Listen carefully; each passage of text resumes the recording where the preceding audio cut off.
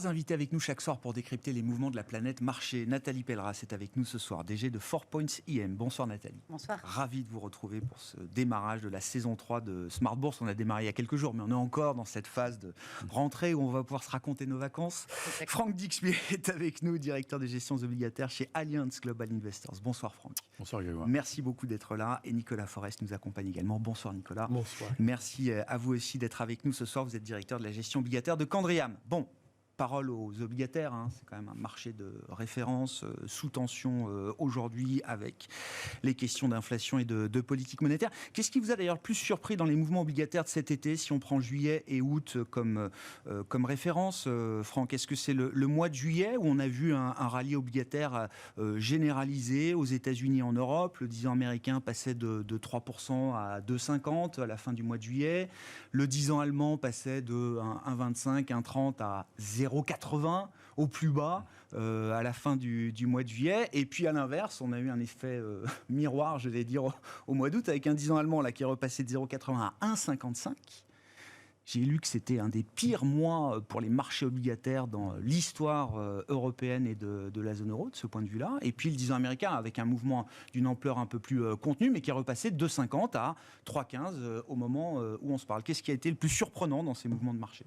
Je dirais incontestablement cette espèce d'optimisme très wishful thinking du mois de juillet, où les marchés ont fait totalement fausse route. En fait, ils ont interprété un chiffre d'inflation aux États-Unis qui était un peu moins fort que le chiffre précédent. Ils ont surinterprété une communication, c'est vrai, pas extrêmement précise de la Fed, dans un contexte où la forward guidance, donc cette capacité des banques centrales à guider les investisseurs dans leur choix d'investissement, est extrêmement affaiblie. Extrêmement affaibli parce que les deux derniers mouvements qu'on a eus sur les taux d'intérêt, que ce soit du côté de la Fed ou de la BCE, ont été des mouvements qui ont surpris à la hausse par rapport à ce qui avait été annoncé. Donc il y avait un manque de repères généralisé dans les marchés, et ça manquait un peu de boussole, et une espèce d'optimisme qui est venu sur l'idée que la Fed, après donc deux hausses de taux extrêmement importantes, de 2 fois 75 BP, était pratiquement à l'objectif et allait en 2023 baisser ses taux. Alors au maximum d'optimisme, on a eu quand même 75 BP d'anticipé, de baisse des taux en 2023. Alors ça nous paraissait totalement aberrant. Alors on n'était pas du tout positionné dans ce sens-là, ça faisait mal un peu tous les jours. Et tous les jours, on se posait la question, est-ce qu'on coupe nos positions? Est-ce qu'on se remet plus neutre? À un moment, ça soulève des interrogations. Je pense que ces rachats de short ont aussi alimenté la hausse des marchés. Et quand, si vous voulez, on a vu ce 2 ans allemand à 25 BP, 2 ans allemand à 25 BP. Le taux court allemand, le corrélé au taux de la BCE. Là, pour nous, c'était vraiment le catalyseur. On s'est dit, ce n'est pas possible. Là, les marchés font totalement fausse route. Et donc, on a accru nos shorts. Donc, la correction qu'on voit au mois d'août est une correction pour nous absolument sans surprise. Les marchés intègrent le fait que les banques centrales vont rattraper leur retard. Il y a un retard accumulé qui est sans précédent. On n'a jamais vu ça. Des banques centrales qui ratent le train à ce point-là, c'est quand même assez extraordinaire. Rappelons-nous qu'en juin dernier, la BCE continuait à acheter des titres dans le marché, alors que les taux étaient encore à moins 0,50. En mars dernier, la Fed achetait encore des titres dans le marché. Donc on est sur une espèce de rattrapage. Là, le marché commence à comprendre qu'on est sur un mouvement de front-loading des hausses de taux. Ça va aller très vite et très fort. Parce que je pense que tout le monde a compris maintenant que pour les banques centrales, il y a beaucoup moins de risques aujourd'hui à en faire plus qu'à en faire moins. Parce que le gros danger, c'est ce qu'on a vu au mois d'avril, à la fin du premier trimestre, début du second trimestre, notamment en zone euro, ce désancrage des anticipations d'inflation. Ça, c'est un danger terrible, parce que ça peut nourrir une hausse très latérale des prix. Donc c'est pas le cas, parce que justement, je pense que cette correction obligataire est extrêmement saine. On recalibre les anticipations de hausse de taux des banques centrales sur des niveaux élevés, mais il y a encore du chemin. Les marchés anticipent moins de 3,75 comme taux terminal de la Fed. Ouais. Ce sera peut-être 4 c'est peut-être 4, c'est peut-être 4,5. C'est un débat qui n'est pas encore tranché, non, cette histoire de taux terminal. Donc, il y a la vitesse à laquelle on y va, mais il y a le taux terminal en tant que tel qui est un sujet encore. Exactement. Et la maladresse aussi de Powell qui parle de taux neutre à 2,5. Non, en fait, on n'en sait rien. Non, mais c'est une référence consensuelle que tout le monde a en tête, je suis d'accord. Oui, mais c'est un faux ami, si vous voulez. Ça ne vous guide pas dans votre stratégie d'investissement. Ça ne veut rien dire, en fait. Parce qu'on est aussi dans un contexte d'incertitude totale. Les banques centrales ont admis le fait qu'elles n'ont pas su prévoir l'inflation. On va avoir une mise à jour des scénarios en septembre, ça va être assez intéressant. Donc la BCE commence la semaine prochaine. On va voir si elles ont tiré quelques conclusions quand même des évolutions récentes.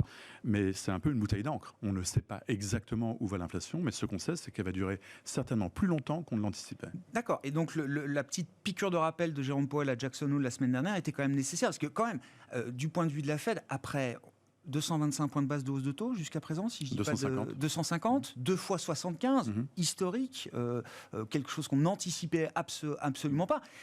C'était légitime de se dire, à un moment, on voit des indicateurs d'activité économique avancés qui commencent à ralentir, on voit des prix à la pompe qui commencent à baisser de manière quand même significative aux États-Unis.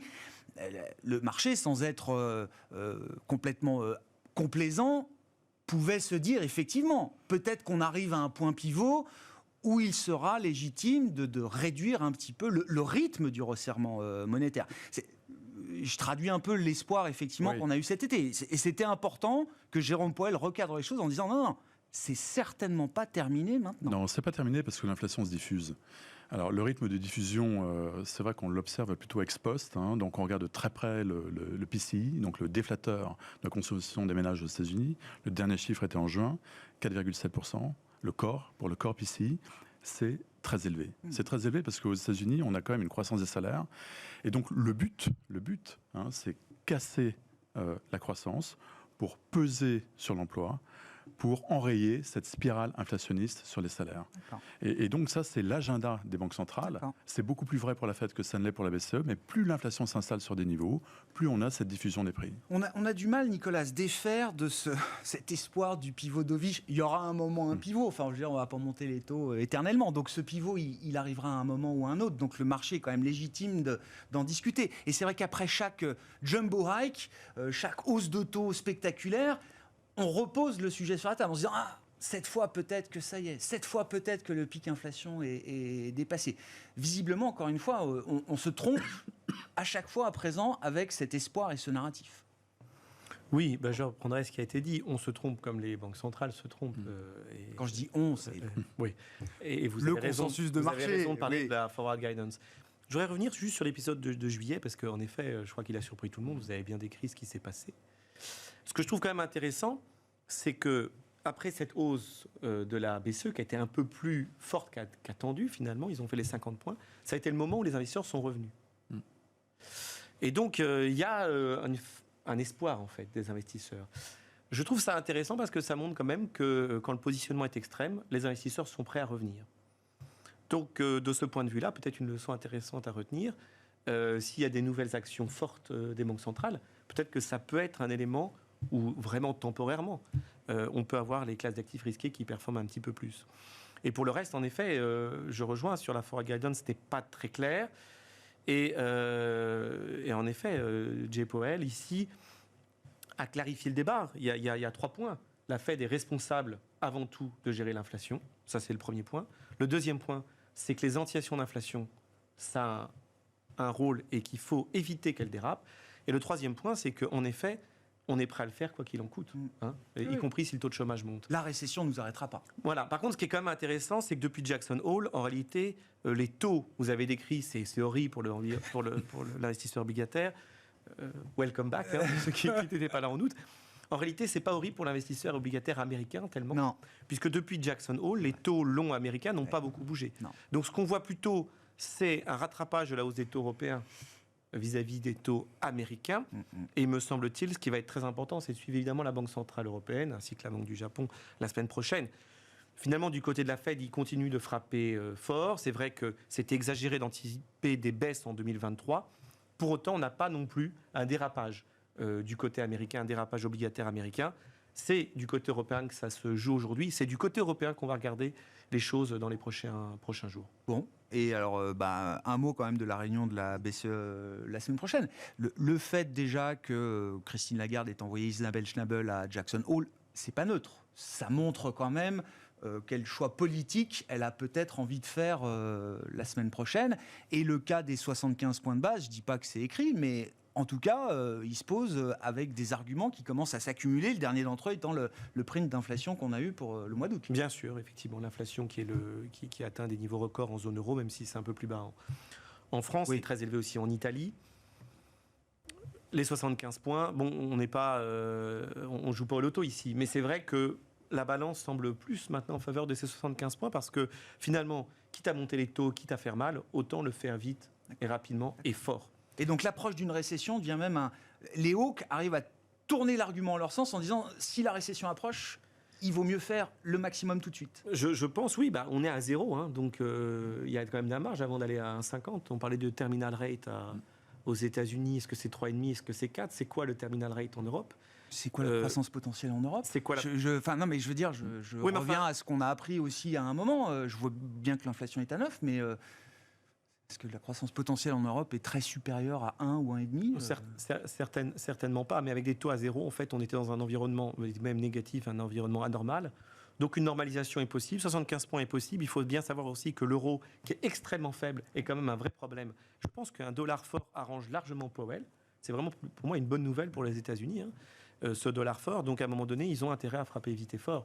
Est-ce qu'ils font que 50 points en étant très au quiche ou ils font 75 points? On le verra. Moi, je pense que 75 points est possible. Je pense qu'ils vont continuer cette normalisation.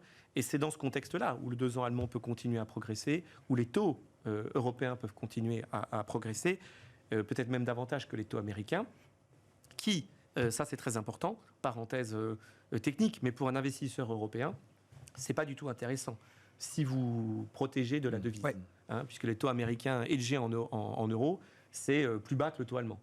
Donc le taux américain est intéressant pour les Américains, ou si vous voulez du dollar. Mais autrement, oui, on n'est pas obligé de se hedger. Il y en a qui vont sans se couvrir du risque de change. Et on en a vu un dollar. Bien sûr. Et ils ont bien fait. Et pour l'instant, ils ont bien fait. Mais ce que je veux dire, voilà, c'est que du côté des taux européens, ça peut continuer à progresser. Nonobstant, évidemment, le risque italien qui va se rappeler. On y reviendra. Et on va sans doute revenir là-dessus, mais voilà. Mais pour le reste, voilà, ils sont en retard. Le point sur la devise est intéressant parce qu'effectivement, on a vu quand même quelques banquiers centraux européens s'inquiéter un peu. On a vu l'euro passer sous la parité parfaite avec le dollar. On n'a pas franchement cassé. Ça reste du 0,99 et quelques. 115 points de base avec une économie qui entre en récession. Est-ce que c'est un soutien pour la devise ou est-ce qu'au contraire, ça peut être un catalyseur qui aggraverait la situation économique et qui ferait baisser encore plus l'euro? Le principal aujourd'hui sujet des banques centrales, c'est l'inflation. Et c'est le principal mandat de la Banque centrale européenne. C'est de combattre l'inflation qui aujourd'hui est hors de contrôle. Je disais ça déjà il y a 3 mois ou 6 mois. Et on disait, oui, et elle reste hors de contrôle. Les effets second tour, il y a une diffusion, les effets second tour arrivent. Donc c'est son principal mandat. Et Jay Powell a rappelé, et les autres banquiers centraux, comme l'inflation peut être pénible et douloureuse pour les ménages. Donc c'est ça le mandat principal aujourd'hui. Et c'est vrai qu'il y aura sans doute des effets. Mais quant à la récession, pour l'instant, le fait est, c'est que les chiffres sont pas si clairs que ça d'un point de vue croissance. C'est pas aussi clair que ça, la récession, pour l'instant. Donc c'est vrai qu'il y a énormément... En Europe ou aux États-Unis? Les deux. En Europe, pour l'instant, je trouve que c'est pas aussi évident que ça. Et que font les gouvernements d'un point de vue budgétaire pour compenser la hausse des prix d'énergie? C'est assez délicat. Je pense qu'en même temps, si elle le fait pas maintenant, quand est-ce qu'elle le fera, si vous voulez? Ça sera sans doute encore plus compliqué cet hiver.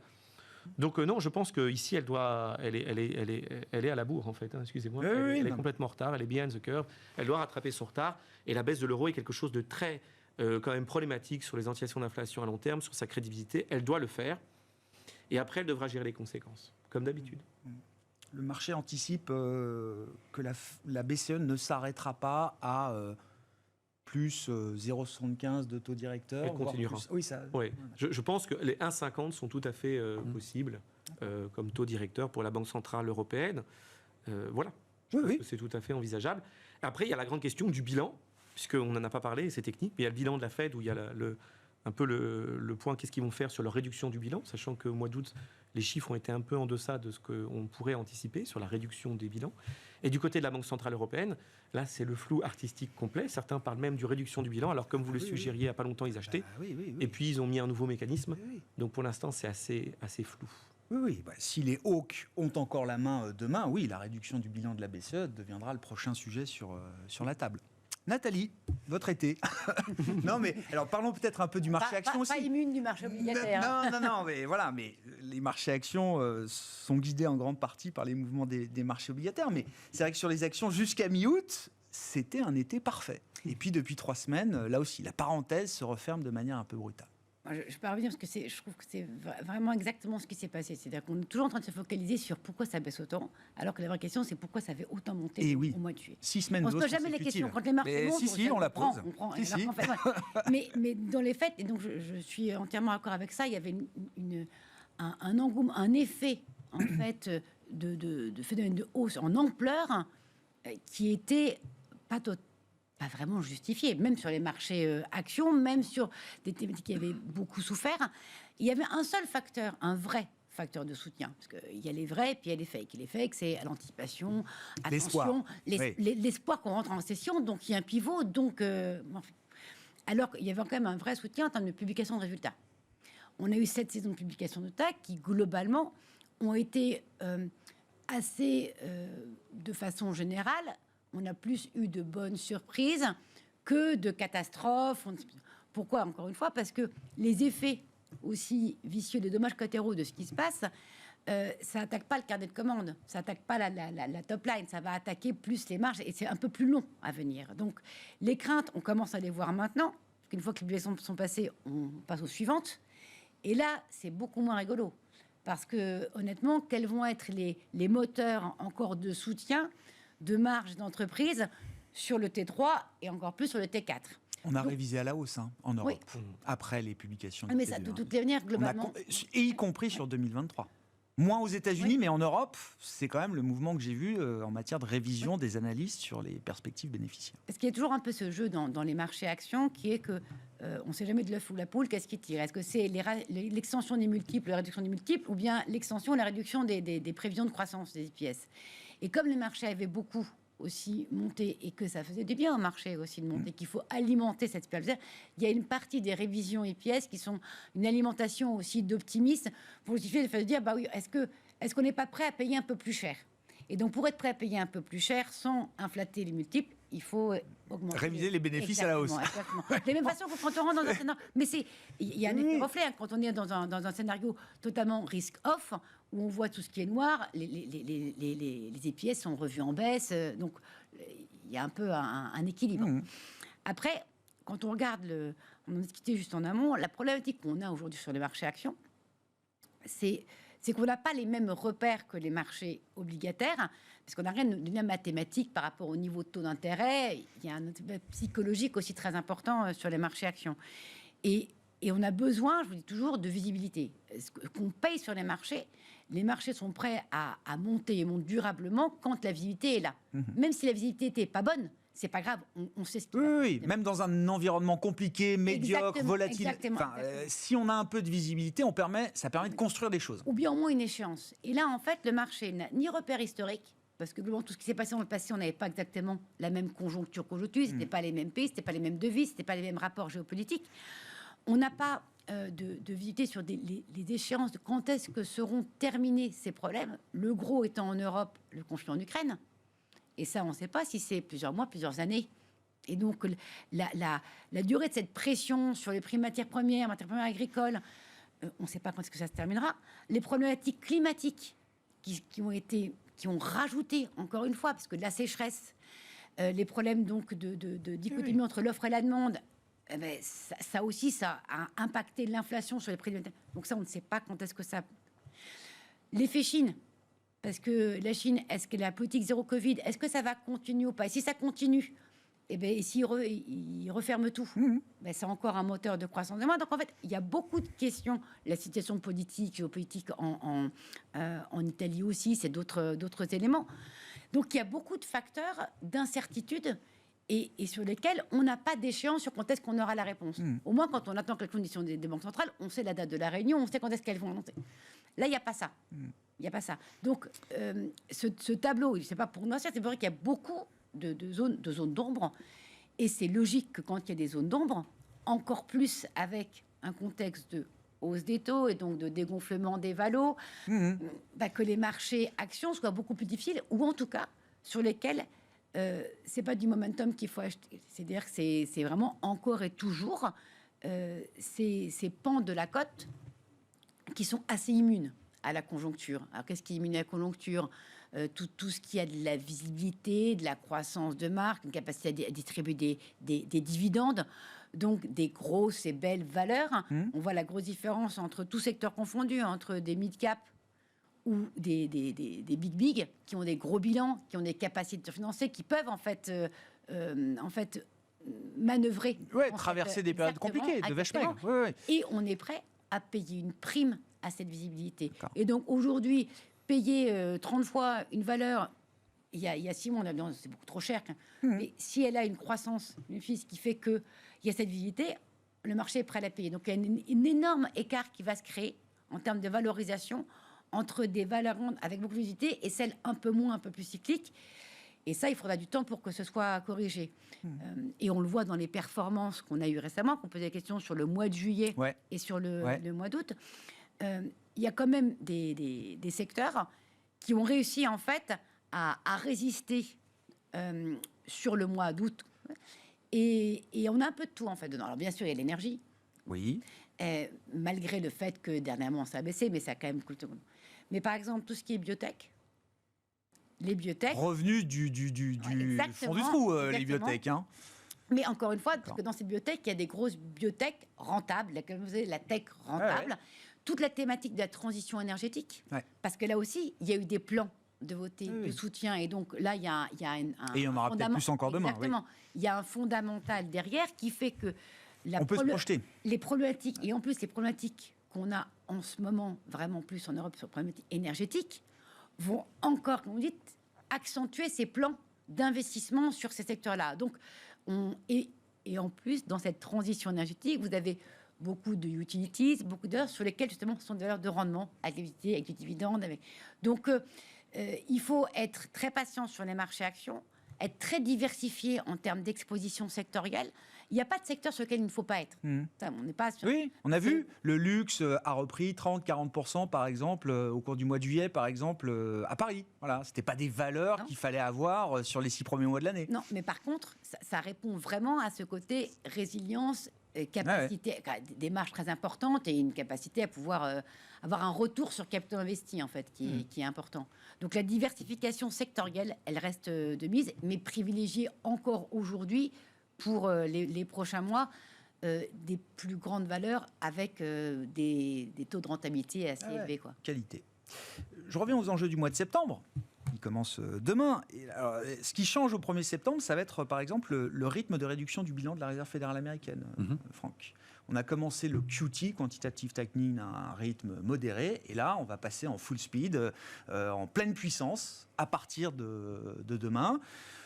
A-t-on idée de ce que ça implique pour les marchés, pour les investisseurs et peut-être pour la prochaine décision de la Réserve fédérale américaine le 21 septembre en matière de hausse de taux d'intérêt? Oui, tout à fait. C'est à peu près 95 milliards de dollars par mois de réduction du bilan. Donc c'est énorme en fait. Je pense que historiquement, on n'a jamais vu un tel rythme. Sur 9 trillions de dollars de bilan aujourd'hui, c'est ça? Quasiment 9 000 milliards 9 000 milliards, je dirais, ouais, peut-être un petit peu moins que ça. Un peu moins. Bon, peut-être. Oui, okay. J'ai plus le chiffre exactement en tête. Bon, mais non, c'est parfaitement anticipé. Enfin, c'est pas une surprise. Ça a été annoncé. Là, la forward guidance quand même est plutôt claire. Dieu merci. Donc, la Fed ne prend pas les marchés par surprise. Mais oui, ça va participer effectivement à avoir donc moins de présence d'une banque centrale sur les marchés. Donc, c'est un nouvel environnement par rapport à tout ce qu'on a pu connaître depuis la crise de 2008, pratiquement en fait. On a eu des quantitative easing à répétition. Donc un nouvel rendement qui plaide effectivement pour des taux plus hauts. Y compris des taux longs. Le 10 ans américain, on peut le revoir à 3,50 et plus avec ce phénomène de réduction. 3,50, on l'a eu il n'y a pas si longtemps. Oui, je sais. On l'a touché, après on l'a vite perdu, mais ce serait assez logique, oui. Et tout ça dépend évidemment du taux terminal de la Fed et surtout combien de temps la Fed va laisser ses taux hauts. Et là, c'est assez intéressant, en fait, la communication qu'on a quand même depuis Jackson Hole, des différents membres de la Fed qui s'expriment, c'est que la Fed voudra avoir des preuves que l'inflation est réellement sur une trajectoire descendante. Donc c'est pas un chiffre, c'est pas deux chiffres, ni même 3 chiffres qui vont faire une tendance. Oui.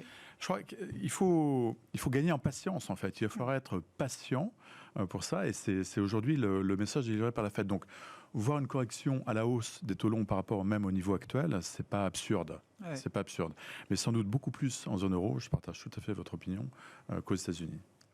C'est vraiment, oui, effectivement, le miroir de ce qu'on a connu dans la phase de grande modération ou de stagnation séculaire, où les banques centrales étaient au maximum de leur accommodation, en tout cas tel que l'environnement le permettait à chaque fois. Ouais. Et là, elles seront plutôt du côté de la borne haute, c'est-à-dire au maximum de leurs restrictions ou de leur dureté en matière de politique monétaire, là aussi en fonction d'un environnement et d'un monde qui change très vite dans les marchés. Je pense que ça va au-delà. Enfin, je pense qu'on change totalement de paradigme. On était dans une fiscal dominance. Grosso modo, la politique budgétaire était là, en soutien de l'économie, avec des moyens pratiquement infinis, parce que les banques centrales mettaient les taux à zéro et achetaient la dette publique. Le message des banques centrales, c'est que ça, c'est terminé. Ça a beaucoup d'impact pour la politique budgétaire, et notamment pour le niveau d'équilibre des taux longs.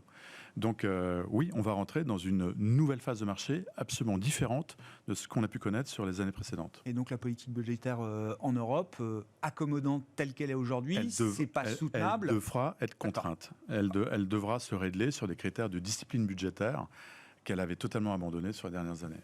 Vos commentaires, Nicolas, alors sur la question de la réduction du bilan de la Fed notamment, est-ce que c'est un enjeu majeur là, pour le marché de voir un peu comment les choses vont être absorbées? Et puis la question italienne, allons-y, dans quelle mesure ça détermine aujourd'hui l'ambiance qu'on vit sur les marchés européens? Oui. Il m'arrive d'être contrariant, mais là je suis d'accord avec votre invité. Ça arrive. Voilà, je suis d'accord. J'insisterai juste sur le fait que bon, en effet, moi je crois que la correction obligataire, je suis plus inquiet sur les obligations européennes et sur les obligations américaines. Il faut voir, parce que finalement, malgré tout, et malgré ce que j'ai dit sur le fait que hedger, ça coûte cher et que la Fed vend, j'ai regardé les investisseurs internationaux, ils ont acheté massivement les obligations américaines. Le dollar, il s'est apprécié parce que les gens ont acheté des actifs en dollars. Ils ont acheté quoi? Ils ont acheté des bons d'État. Même si les Chinois vendent des bons d'État américains, eh bien les investisseurs internationaux, mille de rien, eh bien, ils aiment bien quand même l'économie américaine, qui est autosuffisante d'un point de vue énergétique et qui reste quand même une des plus grandes puissances du monde. Et le dollar reste quand même leur refuge, le safe haven. Du coup, je pense qu'à 3,50, les investisseurs reviennent sur les obligations américaines. Mais le quantitative tightening pose plus une question, selon moi aussi, sur les autres marchés obligataires. Le marché des mortgages, le marché du crédit américain, qui là a quand même de la place. Parce qu'on voit quand même qu'il y a des grosses émissions primaires qui reviennent, des émetteurs il y a eu très peu d'émissions primaires cette année. Donc les émetteurs, les entreprises privées doivent se réendetter. Et là, elles se réendettent pour certains à des taux extrêmement élevés. 5, 6, 7, 8, 9, 10, ça dépend des entreprises. Donc là, ça peut faire mal. Pour être prêt à payer ce prix-là, c'est que oui, effectivement, on a vraiment besoin d'y aller pour se refinancer. Et ce quantitative tightening, quelque part, ça pose quand même une question par rapport à cette classe d'actifs risqués, par rapport à ces obligations d'entreprise. Du côté européen, en effet, je rejoins ce qui était dit sur l'aspect budgétaire, qui est un sujet. La discipline budgétaire, est-ce qu'il faut revenir à discipline budgétaire parce que les taux montent? La raison le dit, c'est ce que vous avez dit. Est-ce que les faits suivront? Je ne sais pas. Honnêtement, je ne sais pas. C'est pas du tout ce qu'on voit pour l'instant. Comme la hausse des taux n'aura pas d'impact sur les livraisons de gaz ou d'énergie dont on a besoin, pourquoi est-ce que les États arrêteraient d'accommoder cette facture? Les banques centrales, elles ont le mandat de gérer l'inflation, comme je l'ai dit, peu importe le risque de récession. Mais après, il y a le coût politique de laisser ou pas courir cette inflation. Pour l'instant, ce qu'on voit en Europe, c'est beaucoup de mesures qui visent à compenser avec de l'argent encore magique. Et demain, sur l'Italie, je ne sais pas, mais s'il y a un gouvernement populiste qui vise à baisser les impôts, quand on voit ce qui se passe les promesses anglaises ou les promesses italiennes, ce ne sont pas des promesses de resserrement budgétaire. Alors peut-être que dans la réalité, ils feront l'inverse de ce qu'ils disent. Ça sera pas les premiers. Mais le ton n'est pas un ton, pour l'instant, de resserrement. À part notre président qui dit qu'il faut peut-être, je ne sais plus ce qu'il a dit, la fin de l'abondance et être sérieux. Mais pour l'instant, cette question budgétaire, pour moi, elle est en suspens. Et je pense que les populations ne sont pas forcément prêtes à un resserrement budgétaire. Non. Donc l'équation est complexe en zone euro et je pense que dans ce contexte-là, ça plaide pour des taux plus élevés en Europe. Et concernant l'Italie, ça plaide certainement pour des taux italiens plus élevés, D'accord. avec un risque de gouvernement un peu plus populiste. Et puis se posera quand même la question, avec ces nouveaux gouvernements en place, est-ce que la solidarité européenne tiendra face à un gaz et un prix d'électricité qui dérape? Est-ce que ces nouveaux gouvernements seront aussi solidaires que ne fut Mario Draghi avec le reste des dirigeants européens? C'est à voir. Intéressant de voir d'ailleurs que là aussi, on a une forme de miroir par rapport à la crise souveraine en Europe. Aujourd'hui, c'est des États comme l'Espagne ou le Portugal qui n'ont pas de problème énergétique, qui sont très loin en tout cas du problème du gaz russe, tel que l'Allemagne, l'Autriche ou des États de l'Est nordiques peuvent le connaître. Bien sûr. Après aussi, l'Europe peut venir avec un plan global. D'ailleurs, ils y travaillent.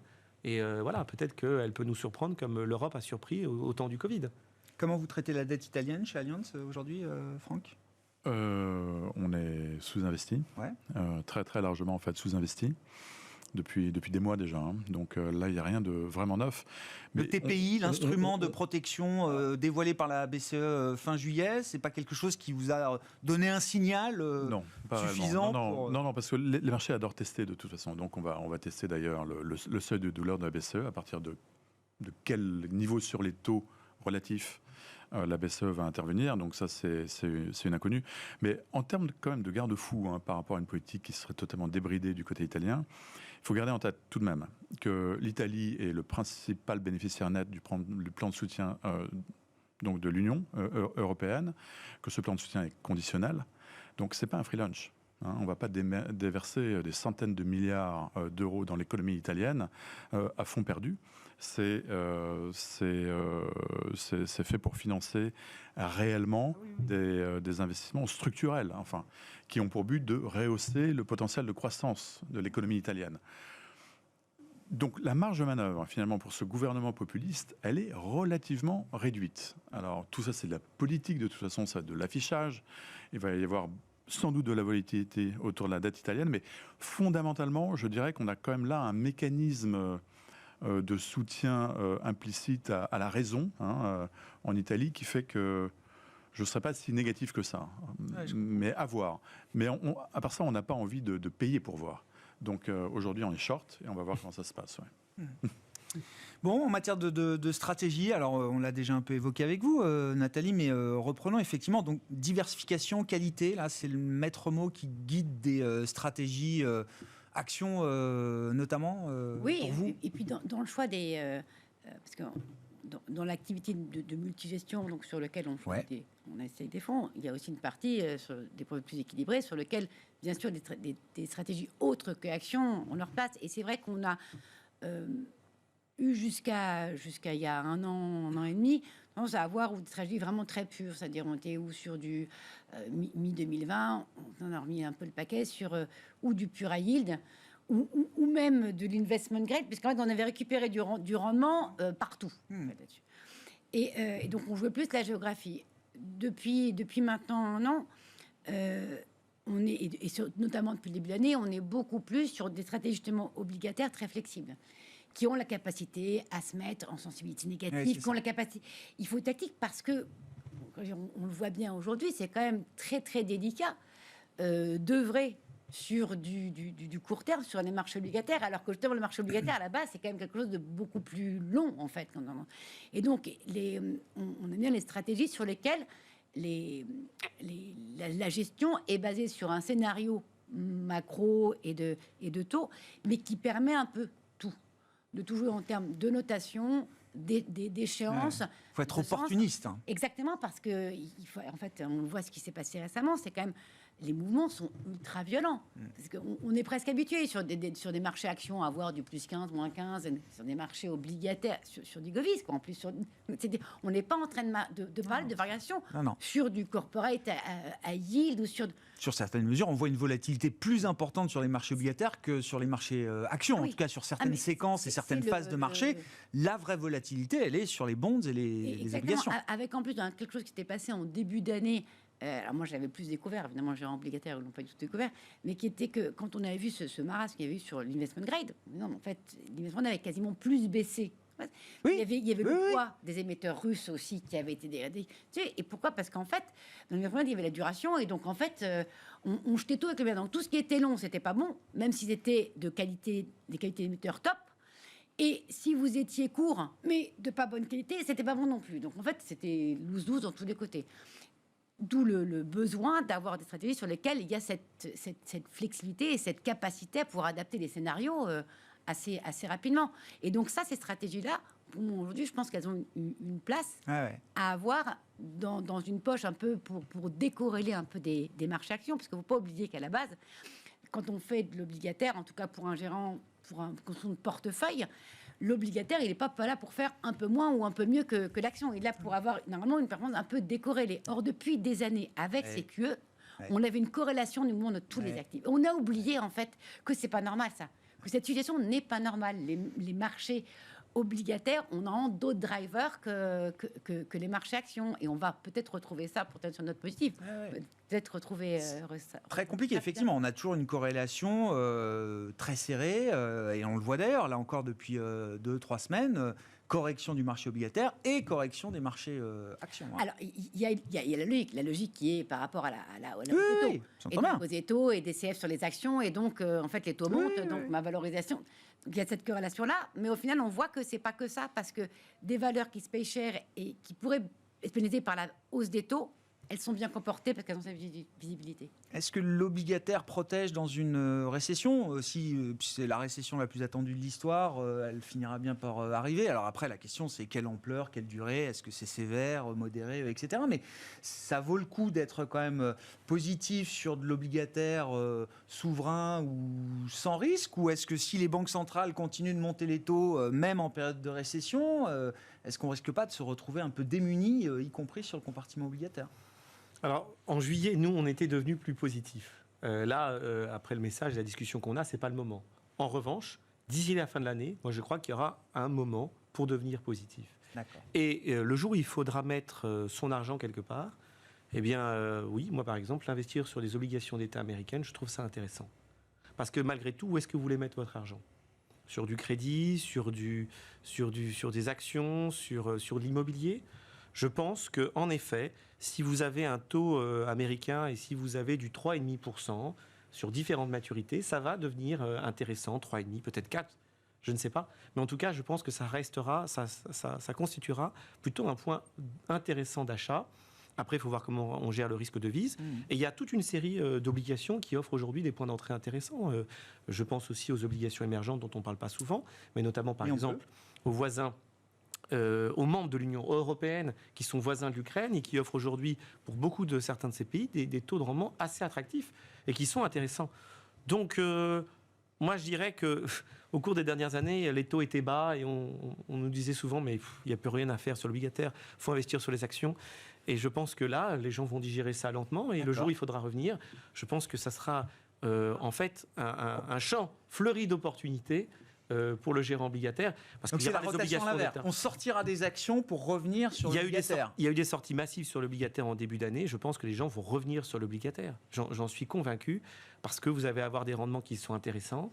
Et quand il y a beaucoup qui est anticipé, malgré tout, je veux dire, pendant des mois, des années, on a vécu avec des taux, on était à 0, 0,25, 0,50. Si vous avez des obligations qui vous donnent du 6, 7, 8%, ça vous intéresse pas? Ça peut. Ça peut. Voilà. Alors on fait marcher. Non, mais voilà. J'entends bien. Donc je pense que ça va. Voilà. Après, est-ce que en effet, il faut que l'inflation se calme? Et vous avez raison. Il faudra attendre plusieurs chiffres. Et l'inflation n'est pas encore prête de se calmer. Mais simplement, le jour où l'inflation se calme, tous les autres problèmes sont encore là, que vous avez décrits. Tous les autres problèmes, sur la croissance, sur l'énergie, sur la guerre en Ukraine. Tous ces problèmes sont encore là, ils vont peser sur beaucoup de classes d'actifs. En revanche, le jour où il n'y a plus d'inflation, les obligations d'État, c'est une opportunité. Il y aura ce phénomène là de grand rebalancement. Complètement d'accord. Oui, tu parles. On plaide un peu pour notre classe d'actifs. On n'a pas eu franchement l'occasion de le faire ces dernières années. Donc, non, on parlait de la grande rotation à l'envers. Réflexion financière oblige, sortir des obligations, la fin du fonds euro, terminer, lâcher tout. C'est le grand retour de l'obligataire. Sur les UC, etc. C'est évident. Mais là encore, il va falloir doser ça. Mais c'est une séquence qu'il va falloir Oui, adopté. j'entends. Il ne faut surtout pas aller sur les marchés qui ont le plus corrigé. Je vous déconseille d'aller aujourd'hui sur le high yield asiatique. C'est à peu près moins 20% de performance depuis le début de l'année. Quand on voit le marasme du secteur immobilier en Chine, loin qui d'être représente terminé. plus de 50% de l'univers high yield, faut éviter, c'est pas terminé. Mais s'intéresser aux emprunts d'État, oui, bien sûr, aux emprunts d'État américains en priorité, parce que c'est là où la correction a été faite, peu ou prou. Donc il y a encore quelques dizaines de points de base pour souffrir un peu, pour se poser des questions. Mais pour un investisseur de long terme, on est pratiquement déjà sur des niveaux d'entrée. Sur les taux européens, hélas, là, la correction est enclenchée, mais il y a encore de la marge. Sur le crédit, je pense qu'il va falloir être un petit peu patient, parce que le crédit est très très corrélé à la volatilité. Moi, je suis quand même assez surpris par les niveaux bas de volatilité qu'on a, notamment sur les actions aujourd'hui. Je trouve pas ça très sain. Donc je pense que là, on a plutôt quelques mauvaises surprises encore à venir sur un classe d'actifs, mais il faudra être opportuniste, et notamment le marché du high yield a quand même restauré une hiérarchie des rendements qui est attractive aujourd'hui.